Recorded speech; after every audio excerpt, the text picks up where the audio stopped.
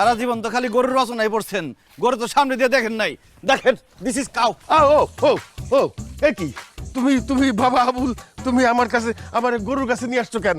গরু দিয়া গুতা খাইবে নাকি? না, আপনি খাওয়াবেন। কি বলতেছো না বলতেছো? আমি কেমনে গরুরে গুতা দিব?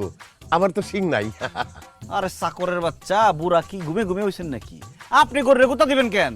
আপনি গরুরে দিবেন ঘাস, লতা পাতা, খৈল, ভুসি, পানি, এইসব। কি বলতেছো বাবা? আমি কেন এগুলা গরুরে খাওয়াবো? গরুর মালিক নাই? আমি গরুর মালিক আর আপনি আমার চাকর। এখন থেকে আপনার কাজ হয়েছে এই গরু ছাগল যা আছে সব দেখাশোনা করা, তাদের ঘুমের দায়িত্ব, খাওয়ার দায়িত্ব, থাকার দায়িত্ব সব আপনি নেবেন। এখন গরু একটা দুধ দেয়, কিন্তু আপনি এমনভাবে তাদের দেখাশোনা করবেন যাতে দুধ আরো বেশি দেয়। এবং প্রত্যেকদিন সকালবেলা আপনি গরুর দুধ দোয়াবেন এবং সেই দুধ বাজারে নিয়ে বিক্রি করতে হবে। বিক্রি করার পরে যে টাকা পাইবেন সেটা আমার হাতে তুলে দিবেন। কি বলতেছো বাবা আবুল? আমি গরু পালবো?